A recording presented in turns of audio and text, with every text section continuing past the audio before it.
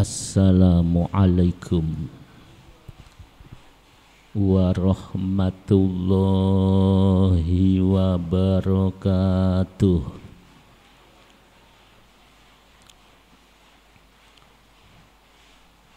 Bismillahirrahmanirrahim.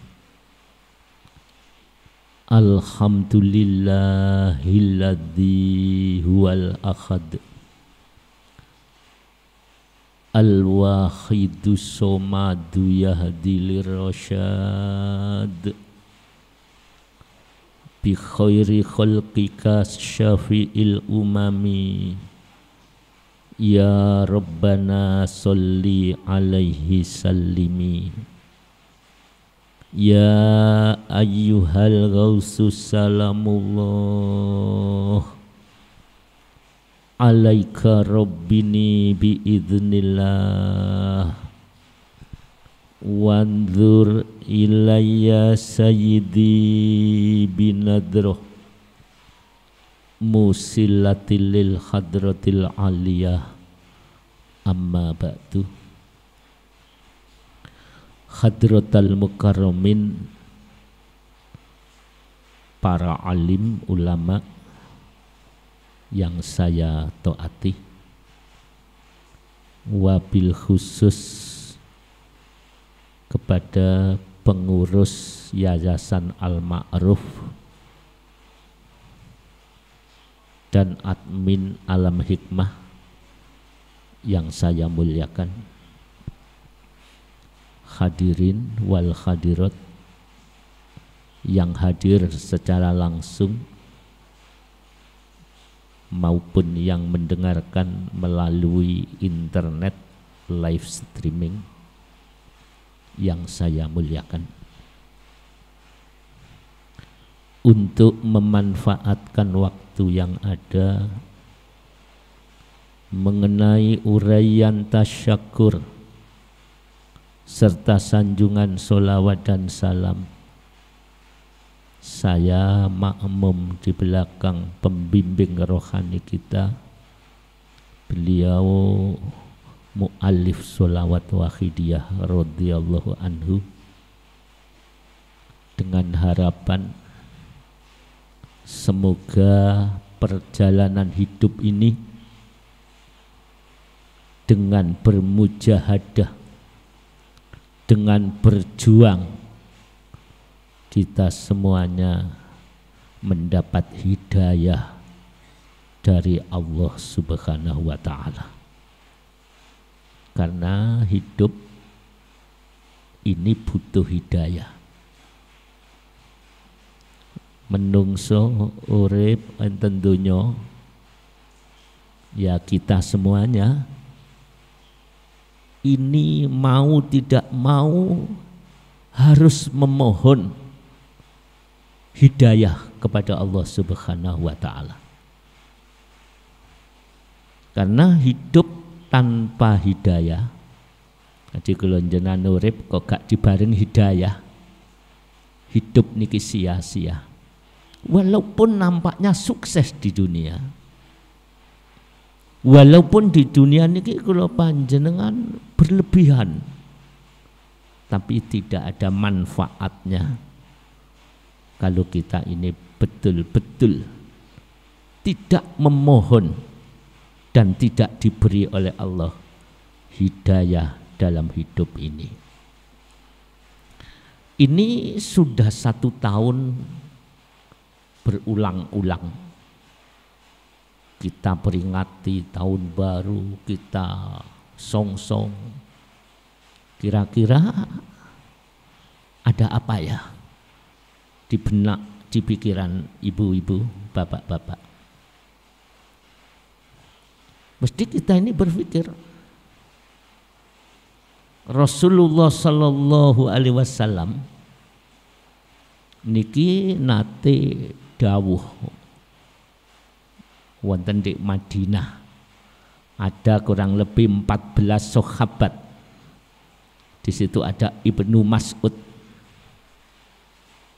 Kanjeng Nabi dawuh ngaten, wahai sahabatku,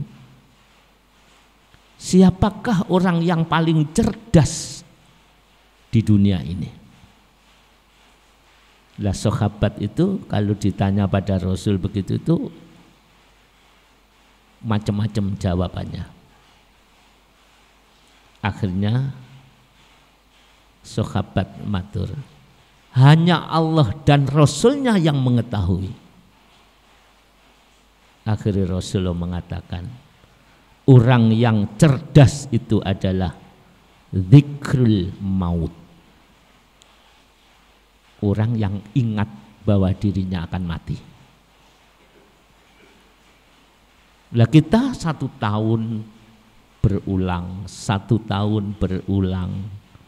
Artinya nopo? 1 tahun berulang kita peringati dengan bahagia. Yang beruang kita kesana kemari. Tidak tidur sampai pagi hari. Sampai kita peringati. Tapi Rasul mengatakan zikrul maut niku wong sing pinter. Lah setahun berulang kayak ngeten niki, artinya 1 tahun sudah berkurang. Maksudnya ngeten, kita akan mengalami perpisahan yang sangat menyedihkan. Semakin dekat kalian perpisahan yang sangat menyedihkan.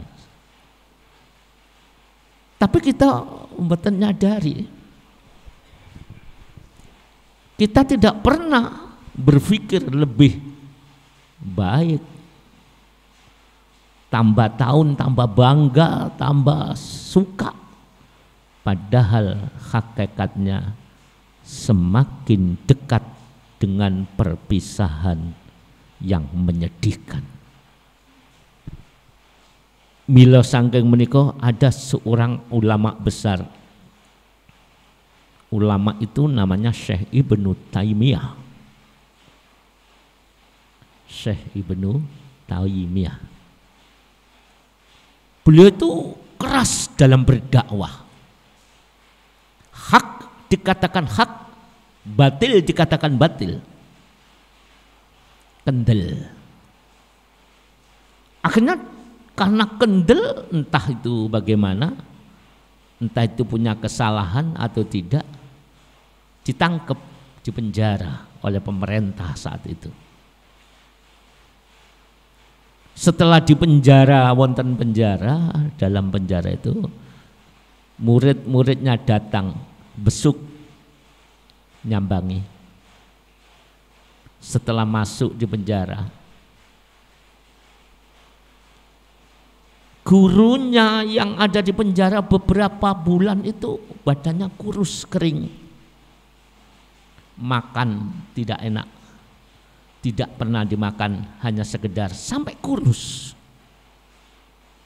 Terus santrinya tadi berkata, wahai guru,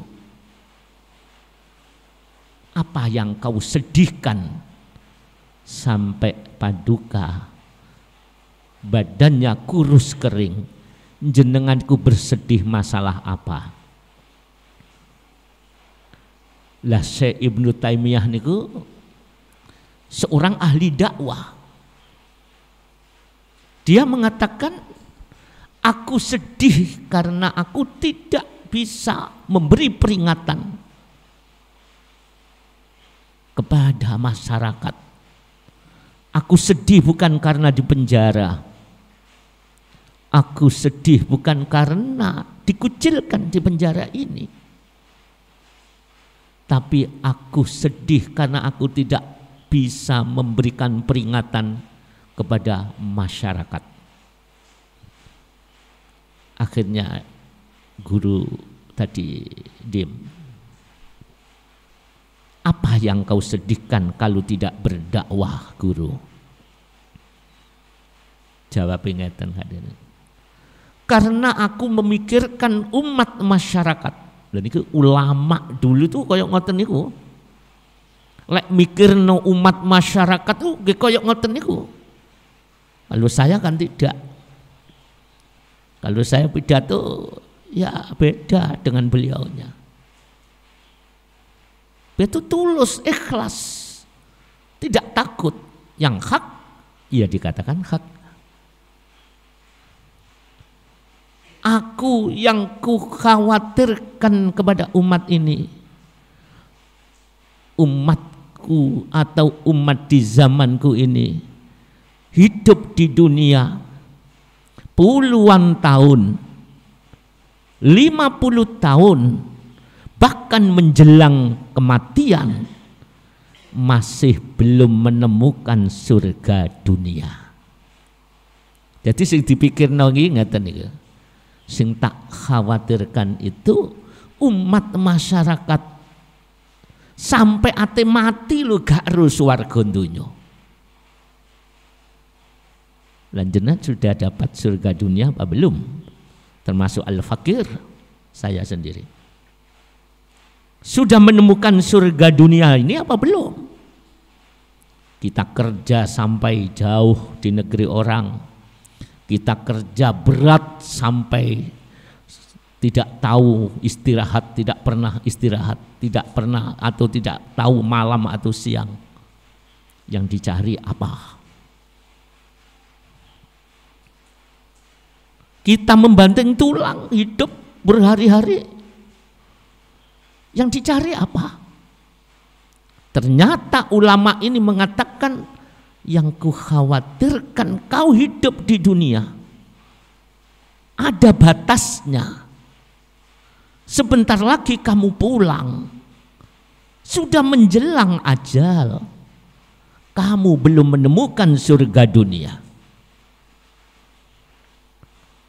Terus ditanya oleh muridnya, apa surga dunia itu? Orang bekerja sukses, beli mobil mudah sekali, berangkat haji, berangkat umroh mudah karena uangnya banyak. Ingin sesuatu yang mewah, keturutan. Apa itu surga dunia, guru? Itu yang ditanyakan muridnya. Apa yang kita cari seperti itu? Itu ditanyakan. Bekerja yang dicari dunia, sukses. Bekerja yang dicari uang, beli rumah, sukses. Numpuk duit buat haji, buat umroh, sukses. Apa itu surga dunia? Syekh Ibnu Taimiyah mengatakan, bukan. Itu bukan surga dunia.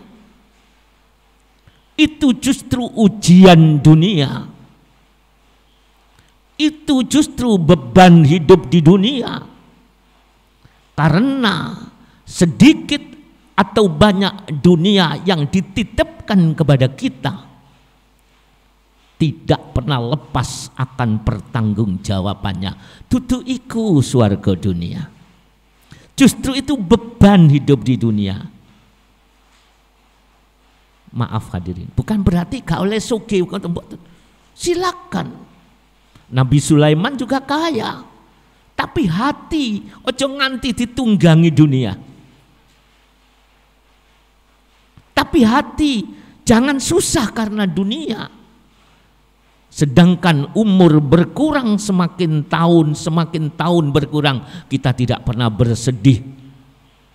Padahal sudah mendekati perjanjian harus pulang kembali kepada Allah. Silakan kaya. Hati. Terus sandrinya tadi matur lagi.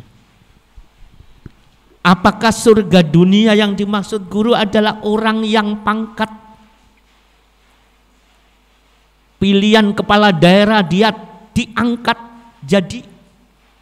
dia jadi penguasa, jadi pimpinan? Apa itu surga dunia? Jawabnya bukan. Justru itu beban hidup di dunia. Karena kullukum ra'in wa kullukum mas'ulun ar-ra'iyatih. Kita semua itu adalah pimpinan,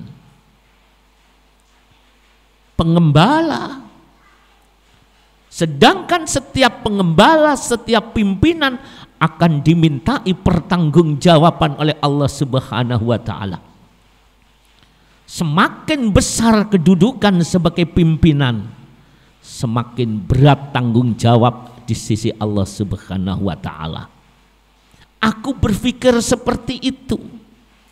Aku dikenal oleh orang banyak, sedangkan aku tidak bisa berdakwah, belum bisa menyampaikan surga dunia. Maka aku berpikir tiap malam tidak bisa tidur, memikirkan tanggung jawabku di sisi Allah nanti. Akhirnya gimana? Kalau begitu apa surga dunia, wahai guru? Dijawab dengan tegas, yang kumaksud hidup di dunia hanya sekali, harus menemukan surga dunia. Surga dunia yang kumaksud adalah hati sadar kembali kepada Allah, hati fafirru ilallah wa rasulihi sallallahu alaihi wasallam. Itulah yang disebut ma'rifatullah. Ini surga dunia. Jadi yang disebut hati atau orang memiliki surga dunia itu hati yang tenang.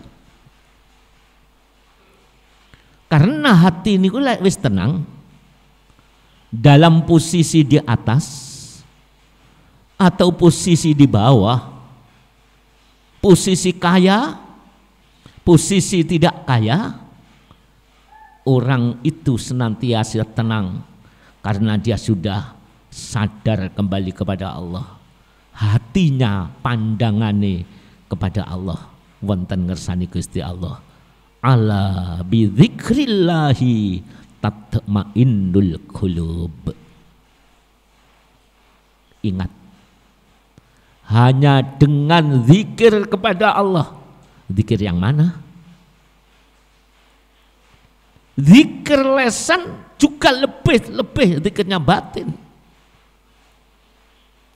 Zikir batin sadar kembali kepada Allah, apapun yang menimpa diriku enak atau tidak, zikir itu bagaikan wayang, apapun tergantung dari dalang. Sadar kepada Sang Pencipta, ngerti kalau itu ujian, tetap ikhtiar, tapi hati kembali kepada Allah. Itulah yang disebut surga dunia.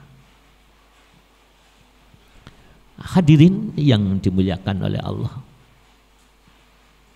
dalam kisah ini seorang Nabi Allah, Nabi Dawud alaihi salatu wassalam. Nabi Dawud itu oleh Allah diberi amanat berupa kitab suci Zabur.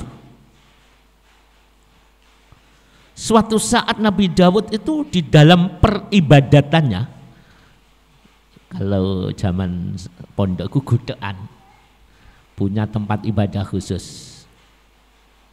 Ketika itu beliaunya itu mempelajari kitab Zabur, kitab sucinya di zaman itu. Ketika mempelajari kitab Zabur, tahu-tahu di depannya itu lewat ulat merah, bukan ular loh, ular yang warnanya merah. Jadi ketika moco ngeten iki dadak ana ulat merah. Pandangannya Nabi Dawud niku mandeng ular mau, ulat merah tadi.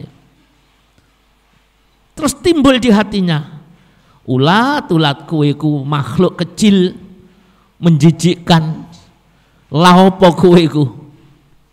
Sedang apa kamu di hadapanku? Loh ini. Itu hati, hadirin. Hati nyongko elek ular. Ini ulat itu kan jijik ya. Itu makhluknya Allah. nyongko elek. Ulat kamu itu makhluk menjijikkan. Mengapa kamu ada di gudeanku? Mengapa kamu ada di tempat ibadahku? Sedangkan kamu makhluk yang rendah. Karena Allah sayang kepada Nabi Daud dan Allah memberi pelajaran. Ular itu tadi diberi kekuasaan bisa ngomong kepada Nabi Daud. Nabi Daud mireng suarane ular. Nabi Allah Daud, aku hidup di dunia ini seperti makhluk yang lain. Sabbahalillahi ma fis samawati wal ard. Telah bersuci apa yang ada di langit dan apa yang ada di bumi, mensucikan Allah. Sabbahalillah, mensucikan Allah, bertasbih kepada Allah, bertauhid kepada Allah, ibadah kepada Allah, tunduk kepada Allah, apa yang ada di langit dan apa yang di bumi. Nabi Daud tersentak hadir. Masya Allah, aku diberi pelajaran oleh Allah. Ternyata ulat yang saya pandang rendah, ulat yang saya pandang hina, berbicara kepadaku. Akhirnya Nabi Daud mendekat sambil mengatakan, sedang apa kamu? Aku ditugaskan oleh Allah pada siang hari berzikir kepada Allah. Subhanallah walhamdulillah wala ilaha illallah Allahu akbar, berzikir 1000 kali. Nabi, malam hari aku tidak tidur bersolawat kepada Nabi Muhammad sallallahu alaihi wasallam. Loh, ini ulat yang dipandang hina hadirin. Berzikir kepada Allah, bersolawat kepada Nabi. Aku diperintah oleh Allah siang berzikir, malam berzikir, bersolawat kepada Kanjeng Nabi. Karena Allah menciptakan makhluk semuanya taat tunduk kepada Allah. Sabbahalillahi ma fis samawati wa ma fil ard. Nabi Daud akhirnya tunduk malu, ya Allah, aku dipermalukan oleh seekor ulat merah. Ternyata aku tertipu dengan penampilan. Saya anggap hina. Saya anggap ini adalah rendah. Ternyata engkau memberikan amanah, semua makhlukmu adalah bertasbih. Mulanya hati-hati. Kalau kita ini sudah benar-benar dekat kepada Allah, hati-hati dengan makhluk pun hati-hati. Tidak hanya dengan manusia. Itulah yang dipikirkan Syekh Ibnu Taimiyah radhiyallahu anhu, surga dunia. Pada beberapa tahun yang lalu, ini kejadian nyata. Mungkin pernah saya ceritakan. Ya, kita sudah terlanjur merendahkan orang, itu apa? Kulon jenengan kadang-kadang kadung nyacat uang niku napa? Getune mesti mburi. Menyesalnya mesti di belakang. Di situ ada seorang anak perempuan. Ini kejadian ini memang nyata. Berpacaran dengan laki-laki. Karena tidak ada pendidikan agama, tidak ada rasa takut kepada Allah, terjadilah perbuatan yang terlarang. Orang sudah tahu hidupnya yang seperti itu, tapi sayang, si lelaki berkhianat, ditinggal nikah kepada gadis lain. Menyesal sudah terlanjur hancur. Tidak kenal agama, ibu bapaknya sudah mati. Dia hidup sebatang kara. Gitu ya, wong melarat itu dihina terus ya. dianggap tidak ada bapak, kano ibu, dipermainkan, ditinggal. Begitu ya orang miskin itu ya. Kadang-kadang tidak dipercaya orang, tidak makan karena tidak punya uang, hutang tidak dipercaya, beratnya jadi orang miskin. Tapi Rasulullah mengatakan, kamu 500 tahun masuk surga lebih dulu dibandingkan orang-orang yang kaya. Akhirnya ketemu teman-temannya yang nakal-nakal itu. Kalau begitu, kowe kudu ngloro ati, balas dendam. Caranya bagaimana? Goda laki-laki lain, terutama yang sudah beristri. Hancurkan sudah semangat hidup. Akhirnya menjadi orang profesional nakalnya. Jadi pelacur profesional. Siapapun digoda, tujuannya biar hancur. Kita memandang pelacur itu gimana Bapak Ibu? Andaikan itu ada di sekeliling kita, mesti kita menghina anak itu, hancur, rusak, sudah rendah itu. Karena memang nampak rendah. Seperti ulat yang menjijikkan datang di muka Nabi Daud. Ya jelas rendah. Tapi jangan dulu. Ketika itu terkenal sebagai orang yang rusak. Akhirnya oleh orang yang di daerah situ, desa, orangnya itu agamis. Betul-betul nyekel agama sing apik. Akhirnya oleh tokoh agama diultimatum, kalau kamu tidak tobat, tidak berhenti, kamu membuat nama desa ini tidak harum, kamu harus pergi dari desa ini. Boten dihiraukan oleh orang-orang kampung. Akhirnya tidak dihiraukan, dienyek, dihina. Inilah sumber awal hidayah. Jangan takut ibu bapak kalau kemiskinan itu menimpa kita. Karena kalau kemiskinan itu membuat orang mencaci maki, orang menghina, memandang rendah, awal hidayah dari Allah. Jangan putus asa dengan dosa-dosa yang telah kita lakukan. Kalau kita dosa-dosa itu menyebabkan orang lain membenci kita, awal hidayah. Sehingga anak remaja sebatang kara itu merasa sedih karena orang kampung sangat membencinya. Akhirnya diusir kali orang kampung niku. Dibuatkan rumah yang terpencil. Kesedihan membuat dia takut. Kesedihan membuat dia itu adalah timbul kerendahan di sisi Allah. Kalau orang kampung tidak menyukai aku, kalau orang-orang tidak menyayangi aku, siapakah yang maha penyayang? Siapakah yang maha menyayangi? Menangis tiap malam. Saat itu dia berhenti sebagai pelacur. Dia menulis di buku hariannya. Sehari ditulis, aku sudah tidak melacur lagi. Sehari itu ditulis, di malam hari aku beristighfar taubat kepada Allah. Terus ditulis, aku menangisi dosaku, tidak ada yang tahu.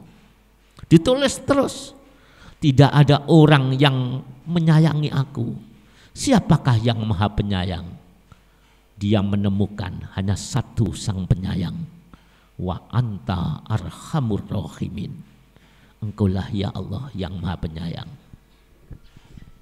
Tambah hari tambah dekat kepada Allah yang diharapkan. Tambah hari tambah susah. Ketika itu sakit digerogoti oleh penyakit. Tidak ada ayah, tidak ada ibu. Masak sendiri, minum, ngambil makanan sendiri. Karena tidak melacur, sudah tobat, kadang makan, kadang tidak. Kalau ada orang yang welas, temannya datang diberi makanan jadi makan. Tidak, ya tidak, semakin sakitnya semakin parah. Sehingga sakitnya itu diceritakan nun sewu, bosok, busuk, semuanya busuk. Jadi orang mau masuk busuk sudah. Tidak tahu azab apakah itu penebus dosa. Kalau kita nyebut azab ya belum tentu. Jangan hina orang yang rendah. Jangan rendahkan orang yang dihina. Orang yang penuh dosa jangan dicaci maki. Suatu saat kasih sayang Allah turun kita tidak tahu. Air mata menangis tiap malam. Ingat dosa-dosa masa lampau. Ingat orang-orang yang telah disakiti. Hanya ada air mata dan tangisan. Senyuman yang dulu elok, indah, cantik sudah tidak ada lagi. Sakit semakin parah. 1 tahun dalam kemiskinan, 1 tahun dalam penderitaan, pelacur itu mati. Yang melayat itu hanya sedikit, hanya fardu kifayah. Yang penting aku nyelawat. Beberapa orang mau dikuburkan di kuburan desa. Terus bunti. Jangan kalau di kuburan desa ini dikubur mayat anak itu, apa jadinya nanti desa ini? Akan membawa siksa bagi yang ada di kuburan ini. Akhirnya sepakat ya. Sepakat dikubur di top jauh dari desa. Di pertengahan sawah itu. Terus gimana hadirin? Ketika dikubur situ sudah selesai. Dan tahlil ya tahlil sebentar tuh. Orang sudah tidak ngereken, tertutup sudah masa cerita hidupnya itu. Lakonin entek tahun demi tahun sudah dilupakan seorang pelacur. Yang ada adalah kesan jelek. Pernah ada pelacur mati dikubur jauh di sana. Setelah 5 tahun meninggal dunia, zaman jalan tol dibangun, ya, desa itu kena saluran tol. Akhirnya melewati sawah atau tempat yang terpencil tadi. Tapi aneh hadirin. Ketika di situ tanah yang mau dibuldoser, mboten saged. Mau dikerok nih mboten saged. Alot keras sekali. Sehingga pegawai-pegawai pembuat jalan tol itu tanya kepada tokoh-tokoh desa, mengapa tanah di sini kok sangat keras? Padahal ini sudah bulldozer yang sangat canggih kok tidak bisa. Akhirnya didatangi. Oh iya dulu itu ada kuburan ini kuburannya pelacur ini. Jadi ini melewati kuburan pelacur. Gitu itu masih suudon. Dianggap pelacur, sudah. Dibuang saja tulang belulangnya. Insya Allah nanti bisa dibuldoser. Akhirnya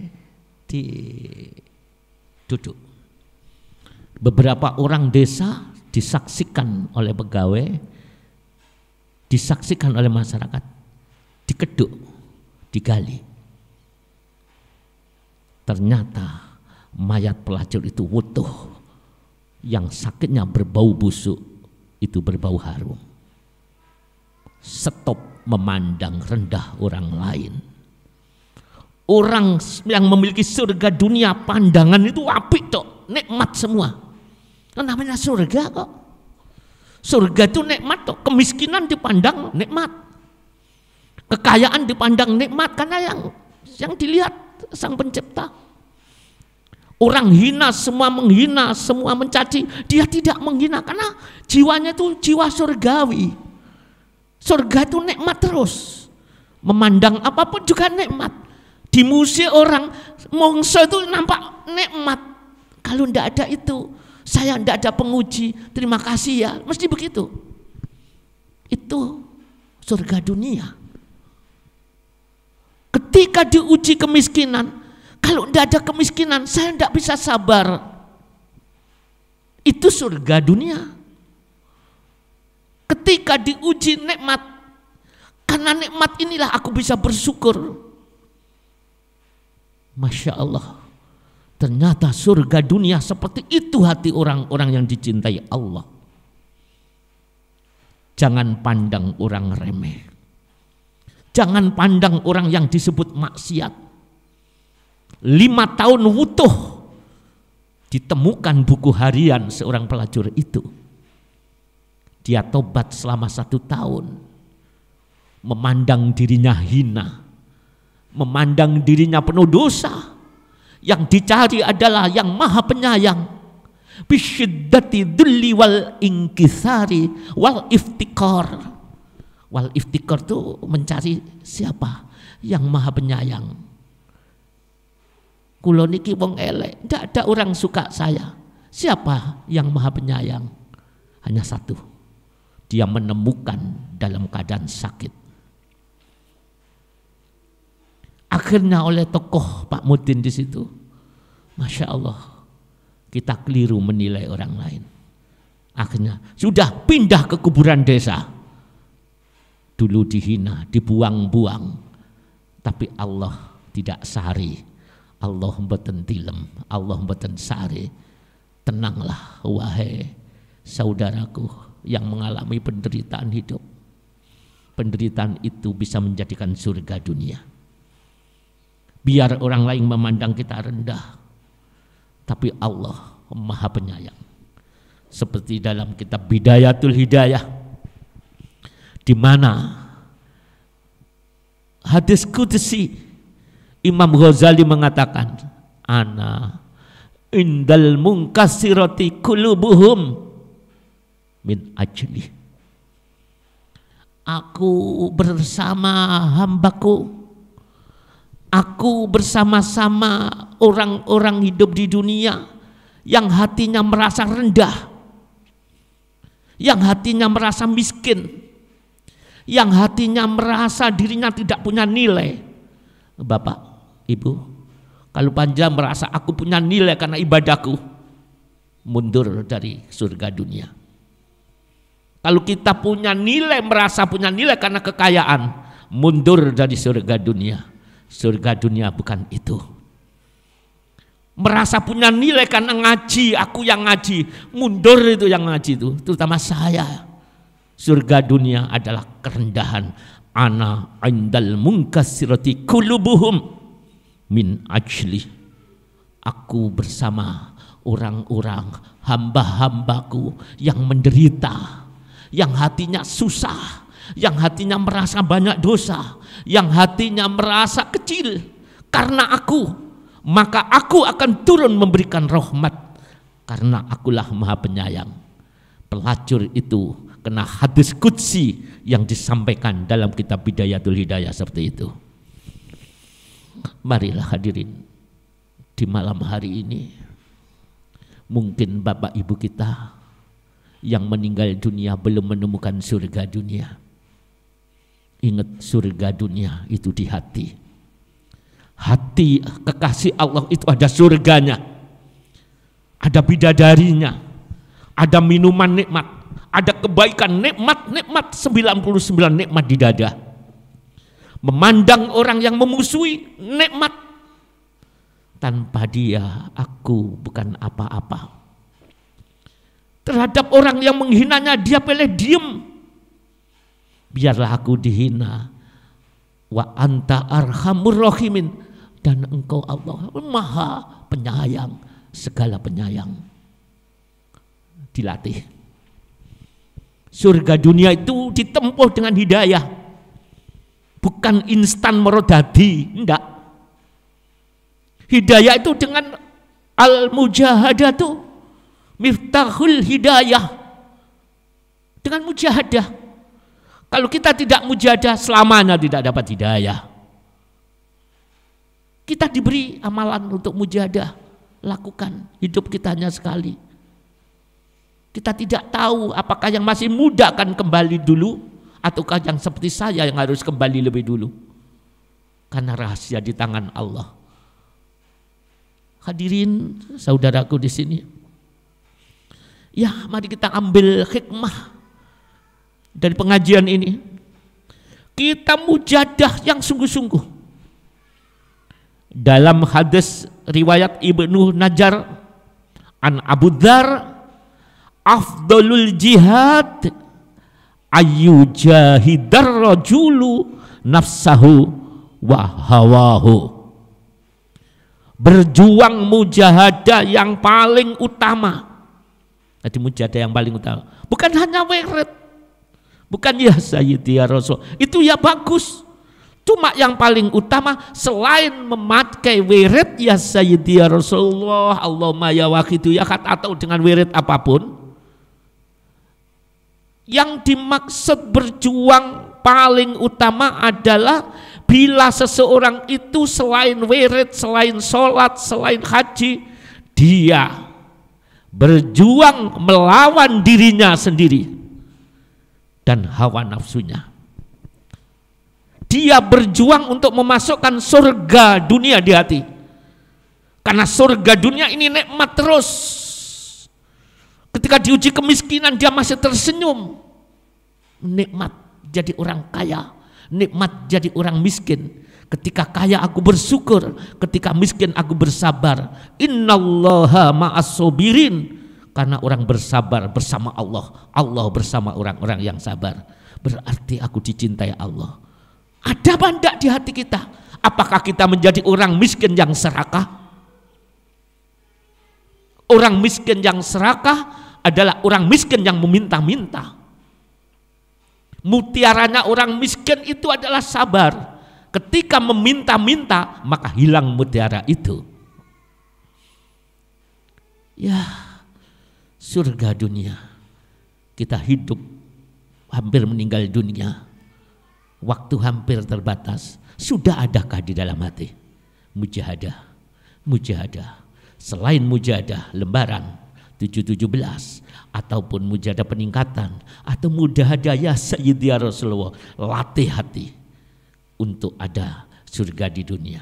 Jangan marah, jangan membalas, sabarlah walaupun kita dinyek orang lain, dihina orang lain, karena Allah bersama orang-orang yang sabar, Allah bersama orang-orang yang merendah, yang merasa butuh, yang merasa dosa di sisinya Allah subhanahu wa ta'ala. Ya hadirin, apa salahnya kalau di malam ini orang berbondong-bondong ke kafe, berbondong-bondong ke puncak, menyalakan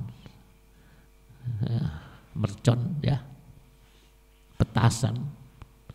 Kita apa salahnya kalau kita merendah di hadapan Allah?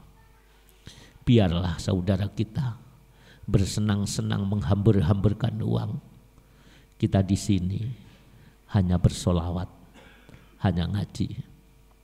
Kita di sini ingat dosa. Kita di sini ingat bapak ibu kita yang sudah meninggalkan dunia yang fana. Mati bawa surga di hatinya ataupun mati bawa neraka di hati kita. Mari kita tobat sekali lagi. Kita merasa tunduk di hadapan Allah. Kita nolkan hati kita. Siapa tahu besok sudah tidak ketemu lagi karena waktu sudah habis. Mari, apa salahnya air mata ini kita teteskan, karena dosa kita juga terlalu banyak. Apa salahnya air mata ini kita teteskan, karena di dada ini tidak ada surga dunia, yang ada neraka panas terus, bergaul panas, kerja panas, hidup panas, sampai mati membawa neraka di dunia ini. Ya Allah, hanya kesempatan. kesempatan ini kita mohon kepada Allah. Keluarga kita, tunduklah. Ibumu yang ada di alam barzah juga menangis, getun, menyesal, mati tidak membawa surga dunia. Keluarga kita bersenang-senang, lupa mati tidak membawa surga dunia, yang dibawa neraka di dunia, mati membawa dendam, mati membawa hasud, mati membawa permusuhan. Buang jauh-jauh di malam hari ini. Kita mohon kepada Allah, semoga hidayah turun. Siapa tahu kita nanti pulang dalam keadaan husnul khotimah. Al-Fatihah. Ar-Rahmanir-Rahim. Maliki yaumiddin. Yang tidak hafal ya Sayyidi ya Rasulullah sampai akhir.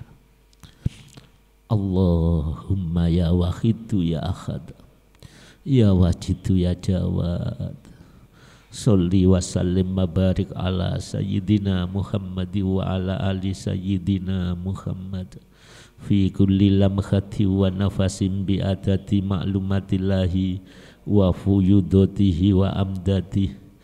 Allahumma ya Wahidu ya Ahad, ya Wajidu ya Jawad, sholli wa sallim wa barik ala Sayyidina Muhammad wa ala ali Sayyidina Muhammad fi kulli lamhati wa nafasim bi adati ma'lumatillahi wa fuyudati wa amdati.